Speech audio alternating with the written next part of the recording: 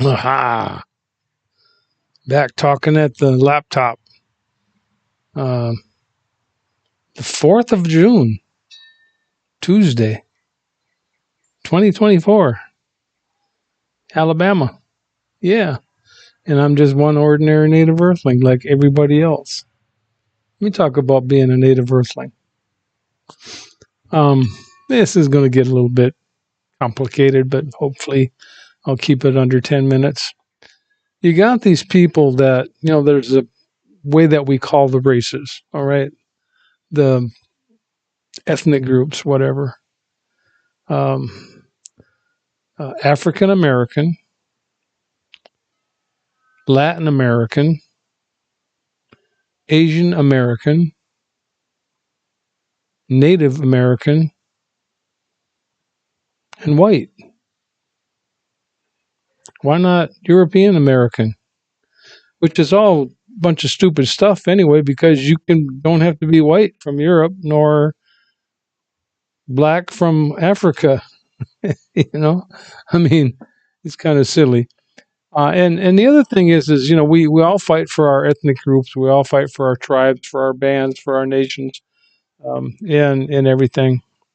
And that's good for the survival of the group and everything, survival of yourself, and involves the survival of the group. But um, there was a time when all people, regardless of what you are called now, or what color your skin is, or what dance you dance, or food you eat, or language you speak, there was a time not too long ago, maybe 10,000 years ago or before, when everybody, it was an even playing. It was a level playing field. to to steal that management term from the 80s or 90s or whatever. Everybody lived on rocks, bones, stones, sticks, is how the technology was. Everybody did that. Everybody foraged, everybody fished, everybody hunted, everybody scavenged, everybody did all that stuff. Not now different places. Say, for example, people that lived along a coast in a marine environment, they're predominantly, they got the easy life actually, other than a tsunami, or a hurricane coming in, or a typhoon coming in at some time or other. But they got the seafood, they've got the kelp, they've got the good food, they've got it, all the good stuff, easy to get, easy at hand, no big deal. Just learn how to swim, and pick the pick the right cove to base your life out of. And if it's really good, you will probably stay around there and not wander too much. But other people went inland. Okay, now for example, Minnesota, I read this once back, God, I read this like 25, 30 years ago.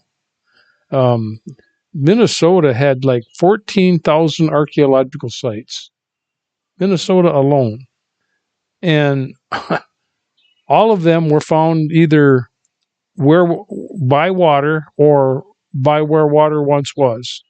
So same thing. If you look at all the archaeological sites, they're near some kind of feature, which leads you to believe that we actually traveled not across land so much, but we traveled the riverines in the coastlines, the way we traveled. There's a guy on YouTube named Matt Graham. He's one of the guys that was on Dual Survival with um, Joe Teddy. I can't remember his name. Anyway, he was the he's on YouTube, and he's got several different things. And very primitive in the way he approaches things, minimalist, and he runs. He ran the length of California um, on the Sierra Crest Trail, Pacific Crest Trail, and I don't know how many days. I should look up how many days it took him to do. But that's a half a thousand miles, probably 700 miles or something. I don't know, 750 miles. Now, if you hike that at 10, 20 miles a day, it's going to take you, well, it takes 3 months to go from Mexico to Canada on any one of those three major north-south trails. Appalachian, and then the other one is a Continental Divide Trail. And so they start off usually in the south, and 3 months later end up in the north. Usually, I know there's people that go the other way too. And I've heard also that, or I've read one time where it takes, if you walked it, it takes about 13 years to walk from Alaska to Chile, Argentina, Tierra del Fuego. Now, I suppose if that's constant walking, so if you figure that a group moves and stays for a while and then creates family and they move, they leapfrog down, maybe it's going to take a little bit longer or twice as long or 5 times as long or whatever it's going to be. But at any rate, if it's 5 times as long, that's still 50, 60 years. I mean, so to go from Alaska to the point of South America in 60 years and what, 3, 4 generations or something like that, that's still rather fast on the time scale of the eons and deep time and stuff, So uh, there's a big archaeologist, the Clovis First people and the Solutreans and all these people online, the archaeologists and the wannabe the pseudo archaeologists and stuff. Oh, I know you love me. If you're an archaeologist or geologist, you love to hear me say pseudo. And if you are pseudo, you're like, I'm against you. No, I'm not against you. Whatever everybody gets to have fun in life and do what they want to do. So the archaeological people are, there's different theories, right? The ice pathway broke open, which I think coming down the Mackenzie River, I envision if it were me, if it were now, okay, and I were coming down from Alaska the Laurentide ice backed up towards the east and the Cordilleran went to the west and opened up a pathway with the Mackenzie River coming up. You're still going to have freezing.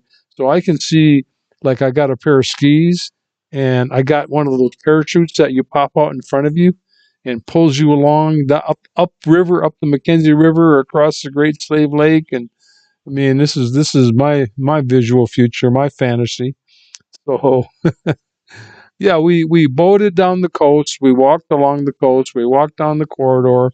We befriended dogs. We came down with dogs, and it was all done with lithic stone technology. I know they leave out bones and wood and what else, like clamshells and feathers and the sticks and the trees and everything so they call it a stone age because that's and pottery, because the stones are the only things that last through time, as pottery does too. But wooden things disintegrate. I mean, we don't have a lot of evidence. And then when the ice was covering Canada back then, um, the shorelines were farther out, so we got all these archaeological sites that we can't get to. But I know some people are trying to do marine archaeology along the coast to see what things go on. But I think that quite possibly with the globe, the the temperature climate fluctuation that's going towards a warming trend right now, should reach a crescendo and backfire, and then we'll go back into an ice age in the next 100 or 200 years. Did you hear my phone beep? It went beep, beep, beep, beep, beep. So that means I probably got a message, a WhatsApp, an email. Oh, I happened to get an email. So let's see what I got it here. Personal, whatever. Come on, telephone. Oh, it's just a health insurance thing. I don't need it. I don't need it. I don't pay attention to it. Well, 9:35, 9:37, 9:38, 9:39. Said I'd do it another under 10 minutes. Native Earthling, like all of us are. Have a good June. Bye-bye. Gotta prick that thing off.